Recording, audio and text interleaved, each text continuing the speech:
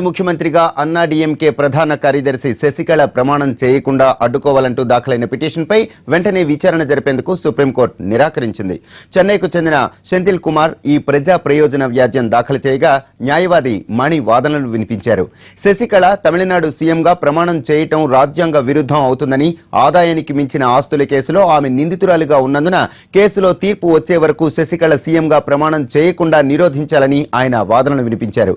ఒకవేళ ఆమెను నిందితురాలిగా ప్రకటిస్తే రాజీనామా చేయాల్సి వస్తుందని, దీంతో సంక్షోభ పరిస్థితులు ఏర్పడతాయని, అల్లర్లు జరిగే ప్రమాదం ఉంటుందని పిటిషనర్ కోర్టుకు నివేదించారు. అయితే ఆ పిల్ను ఇప్పటికిప్పుడు విచారించేందుకు సుప్రీం నిరాకరించింది.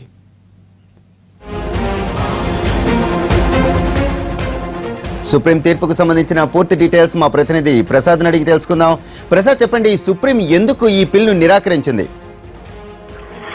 ఈ తమిళనాడు చెందినటువంటి చట్ట పంచాయత్ ఏకం అంటే లీగల్ ప్రొటెక్షన్ ఫోరం, పేదవాళ్లకు న్యాయ సహాయాన్ని అందించే ఈ స్వచ్ఛంద సేవా సంస్థ ఒక పిటిషన్ దాఖలు చేసింది. ఆల్ ఇండియా ఏఐడిఎంకే ప్రధాన కార్యదర్శి శశికళ ముఖ్యమంత్రిగా ప్రమాణ స్వీకారం చేసేందుకు ఏమాత్రం అనుమతించరాదన్నది ఆయన వాదన. ప్రధానంగా రాజ్యాంగంలో పేర్కొన్న మేరకు ఒక 6 నెలల పాటు చట్టసభల్లో సభ్యుడు కాకపోయినప్పటికీ కూడా మంత్రి అయ్యేందుకు అవకాశం ఉంది. ఈ 6 నెలల్లో సభ్యుడు ఎవరైతే సభ్యుడు కాకపోయినప్పటికీ కూడా మంత్రి అవుతారో తిరిగి చట్టసభకు ఎన్నిక కావాల్సి ఉంటుంది. అయితే దీనిని దుర్వినియోగం చేస్తున్నారు, దీన్ని వెంటనే నిలుపుదల చేయాలి. పైగా తమిళనాడులో ఉన్నటువంటి ప్రత్యేక పరిస్థితుల రీత్యా శశికళను ముఖ్యమంత్రిగా ప్రమాణ స్వీకారం చేసేందుకు ఏమాత్రం అనుమతించరాదంటూ పిటిషన్ దాఖలు చేశారు.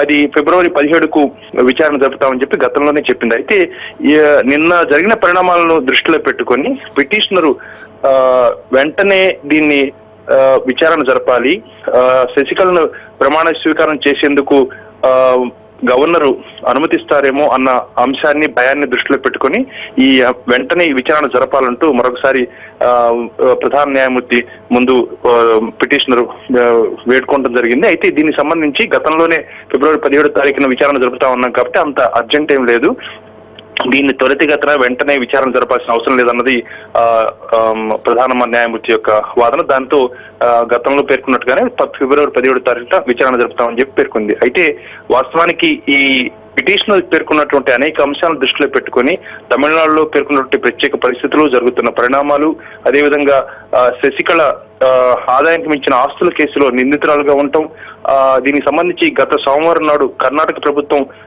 విచారణ జరిపి గతంలోనే జడ్జిమెంట్ ను రిజర్వ్ చేశారు కాబట్టి ఆ జడ్జిమెంట్ ను ఎప్పుడు ప్రొక్లెయిమ్ చేస్తారు, ఎప్పుడు ప్రకటిస్తారు అన్న అంశాన్ని ప్రధాన న్యాయమూర్తి ధర్మాసనం దృష్టికి తీసుకురాగా దానికి సంబంధించి ఒక వారం 10 రోజుల్లో దీనికి సంబంధించినటువంటి తుది తీర్పు వెలువరిస్తామని చెప్పిన నేపథ్యంలో పిటిషనరు ఈ అంశాన్ని పేర్కొంటూ వెంటనే విచారణ జరపాలి, ఆమెని ఎట్టి పరిస్థితుల్లోనూ ముఖ్యమంత్రిగా ప్రమాణ స్వీకారం చేయడానికి అనుమతించరాదంటూ పేర్కొన్నారు. అయితే దానికి సంబంధించి మాత్రం గతంలో పేర్కొన్నట్టు మేరకే ఫిబ్రవరి 17వ తారీఖున విచారణ జరుపుతామని, ఈలోగా దాని విచారణ జరిపే ప్రసక్తి లేదని ప్రధాన న్యాయమూర్తి పేర్కొనడంతో ఈ రోజు విచారణ జరగలేదు.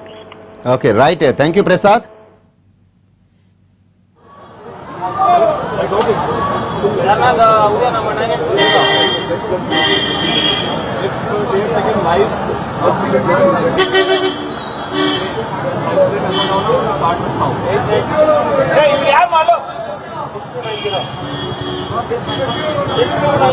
కొంచెం